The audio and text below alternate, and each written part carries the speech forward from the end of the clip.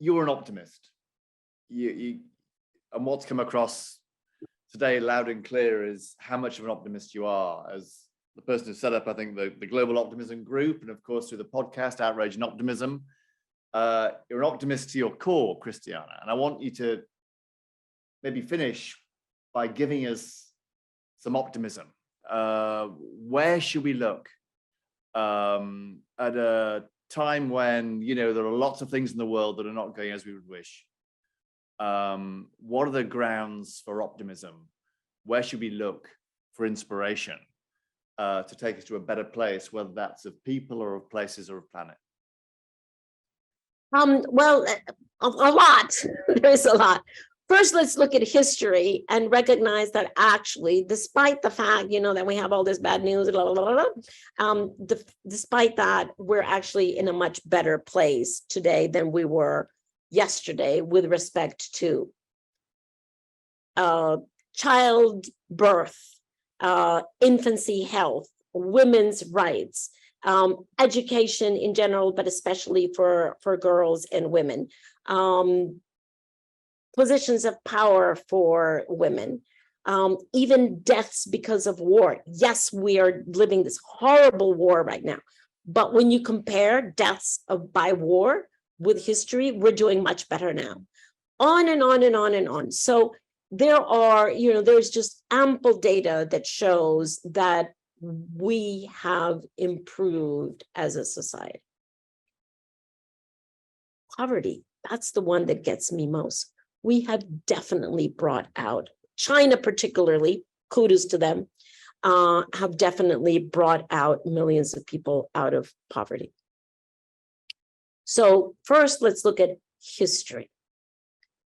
Secondly, let's jump over the present for the time being. Let's look at the future of what is possible, right? And I've just painted a picture for you of a world that can be so much better because we have the capacity to have, let's say, cities that are not built out of cement and roads and bridges, but actually organically grown, where there is so much more local production of fruits, vegetables, where there is water capture, where there is much more greenery in cities, where there are less cars because we have much better transport, shared transport, intelligent transport, where, you know, pavements have been transformed into gardens,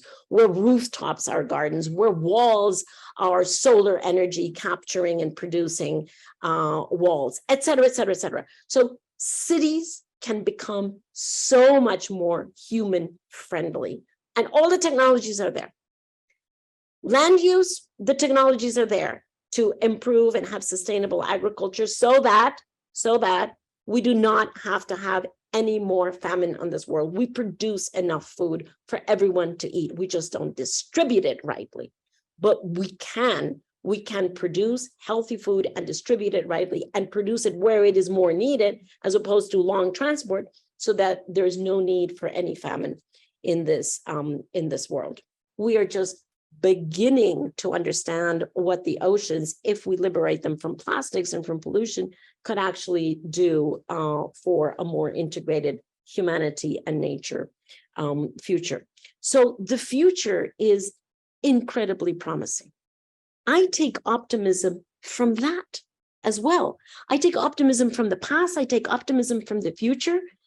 I hope that I have no idea. I could, you know, pass on this afternoon, but I hope that I will live long enough to see some of these amazing things that are currently still projects and pilot projects become mainstream, because the future that we want and the future that we choose is so much better than the present that we have.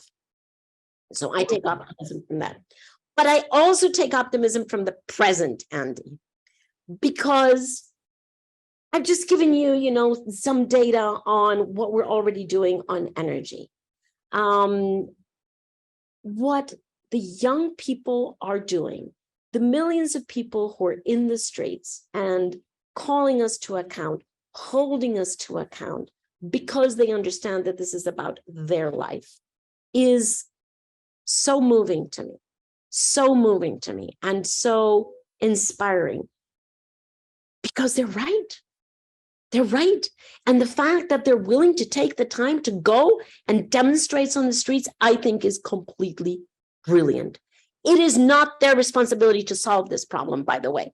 I don't agree with those who say, thank God for future generations, they're going to solve the problem. No, by the time those kids are at the decision table, it's going to be too late. So I am not exempting my generation from solving this, but I am saying it is fantastic that we're being pressed by young people today. And the fact that we have so many entrepreneurs that are investing today into those technologies of tomorrow is also a deep well of optimism.